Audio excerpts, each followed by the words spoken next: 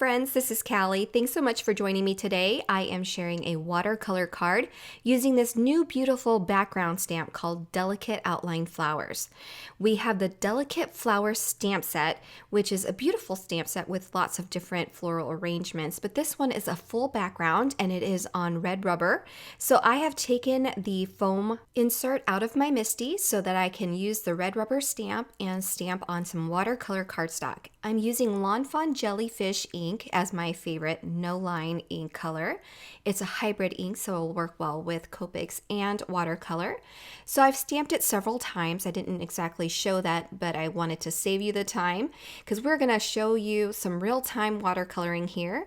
I've got my necessary tools for watercoloring, just a jar of water, my stamp chamois or a paper towel if you don't use a stamp chamois, and then I've got my paintbrush, which is a number 4 silver black velvet, and I've got my favorite Daniel Smith colors here, and I am just going to wet it down.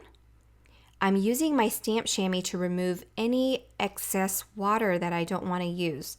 So I've added plenty of water into my little half pan of paint, and that will get itself working into the paint and softening the paint up so that I can pick it up with the tip of my brush. And I barely have any on my brush right now, so a little bit goes a long way. I'm just adding it to the nooks and crannies, and for now we're just going to ignore all the stamen of the flower. I know watercoloring takes a lot of time and a lot of patience. As you can see, I am working really slowly. And actually, if you want to know truthfully, it took me 2 hours and 45 minutes to film this card. So it does require a lot of patience and it does go very slow. But if you just focus on one petal at a time, it's actually quite relaxing if you find painting relaxing. And so just be patient, go one petal at a time, and eventually you'll get there. So as you can see, I had dipped my brush into the water to get more water and then to help me get that pigment moving. And then now it's a little bit more wet than I'd like, so I've used my brush to kind of wipe up that extra water where I don't want it. And then going back into my half pan to get more pigment if I want it a little bit brighter or more saturated in color. And I'm just going to move that color around, adding liquid and removing liquid with my brush wherever it needs. And then if it doesn't blend well, I just go back in with a damp brush and I'm just moving it around again. So this is real live time. It's a very slow process, like I said, but just be patient and work one petal at a time and you will get through it. I'll be speeding up and cutting a lot more out as we go because the entire panel is going to be watercolored. So I'm just going to work a little bit faster and give you some tips, and hopefully that'll help encourage you to not be too intimidated by watercolor. And of course, you can always start out with a large bloom, which will help you with lots of practice. This does take a lot longer when there are smaller petals and there are so many flowers. So on this particular petal, I wanted to show you there is a curvature to the petal. So there's that top portion that's very small. You can barely see it, but you want to add a little bit of shading there where the petal curls so that you add some shading to the underneath portion of that curl as well as the outer portion of the curl. All right, so I'm just moving on to the other different flowers. I'm coloring everything with the same watercolor. That's one thing about my watercoloring. I don't mix a lot of paints. That kind of intimidates me because I feel like if I run out, I'm not going to be able to mix the same mixture. And I don't want to waste a lot of paint, so I just go into one pan at a time. I don't even use a palette.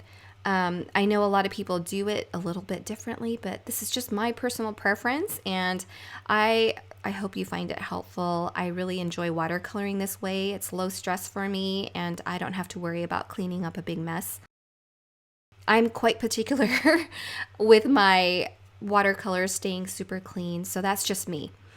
Anyway, I am going to continue watercoloring every petal, again focusing on one petal at a time.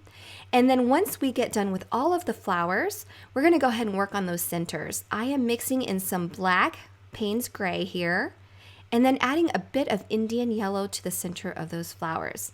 And by the way, if I haven't already said, the color that I use for my flowers is quinacridone violet. It's one of my favorite colors and I reach for it very often. And same with the greens. I do reach for the same greens a lot, and this particular one is sap green.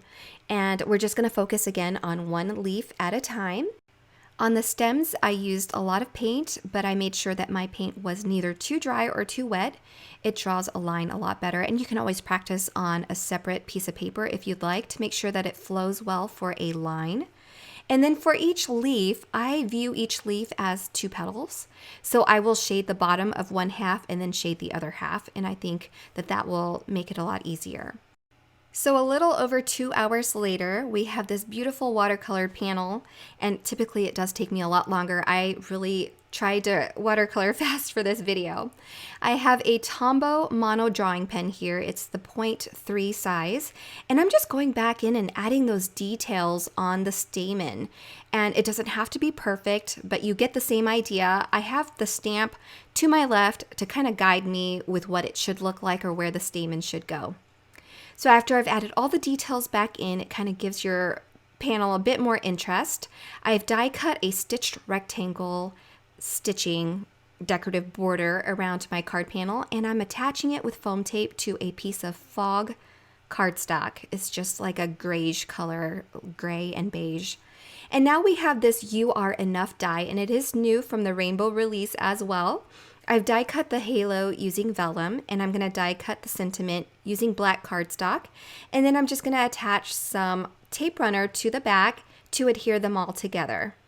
I like the dot tape runner because, as I've mentioned in a previous video, you don't get the dots and adhesive everywhere. The dot only adheres where it touches the cardstock. There is a tiny bit of cleanup for more intricate dies like this, but it's not nearly as bad as getting a bunch of glue everywhere that you have to rub off. I've got my sentiments attached together, so I'll just go ahead and adhere that to the vellum and then add more adhesive to the back side of the vellum and attach it to the card. Now, I was in a hurry, like I said, but I decided, it didn't need any splatters. It's already detailed and already so busy that I didn't want to add a bunch of splatters and make it too busy. So I also skipped out any jewels or sequins, but again, that's personal preference and you can do it however you like. I hope you enjoyed this card. I'd love it if you'd give it a thumbs up and subscribe if you're not already a subscriber. I'm also going to link 2 more videos if you're interested in seeing more. Thanks so much for stopping by and happy creating. Bye.